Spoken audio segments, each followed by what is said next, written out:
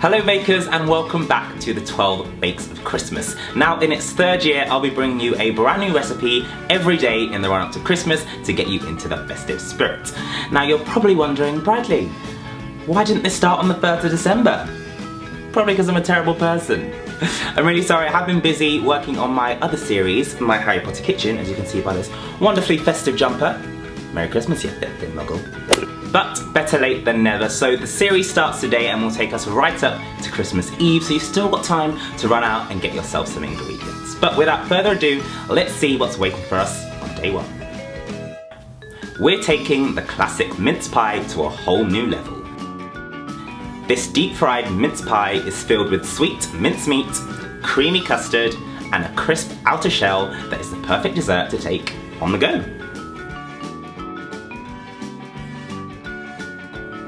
Now I absolutely love mince pies, and if like me you're obsessed with them, then you're always looking for a new idea to try with them.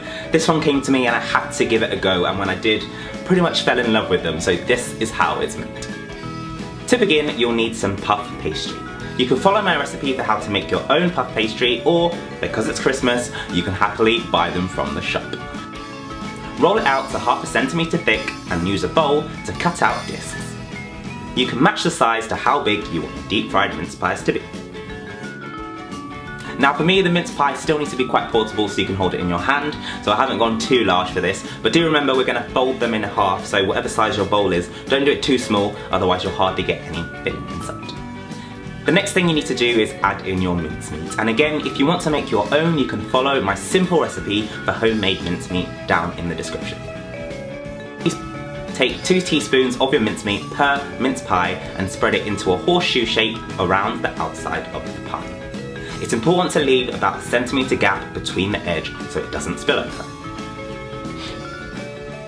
Next up is the custard layer, and although you can make your own custard at home in a creme anglaise type fashion, I actually wouldn't recommend it as it's too thin and can easily just fall outside of the pie. So if you buy it from the shop, you can get 2 varieties, the first being the powder variety. If you do get this one, then make sure you add an extra teaspoon than the recipe says, just so it gets nice and firm.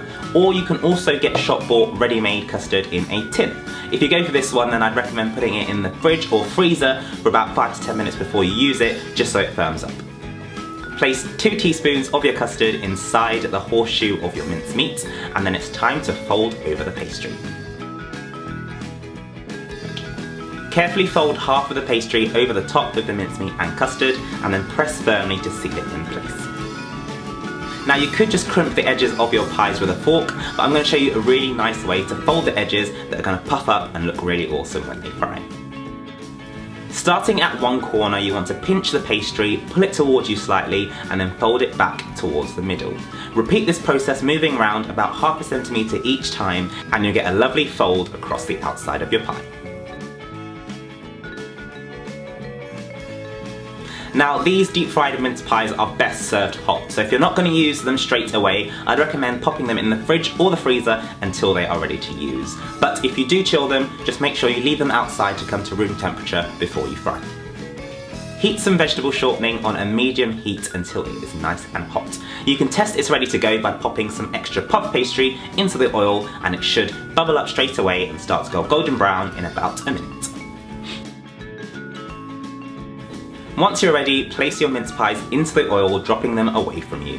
They'll need about 1 to 2 minutes on either side, so wait until they start to go golden and flip them over. Let them go golden on the other side, and then it's time to take them out of the oil and let them drain on some kitchen towel while you finish off the rest of the batch.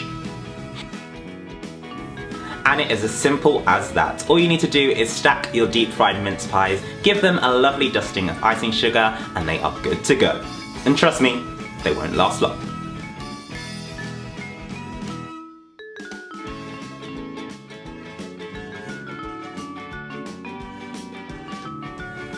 So there you go, a super simple and super sweet start to the 12 Bakes of Christmas. I hope you enjoyed the video and you'll be around for the rest of the series. So if you liked it, make sure you leave a comment, hit the like button, and of course make sure you subscribe to Bradley Bakes, and I'll see you tomorrow.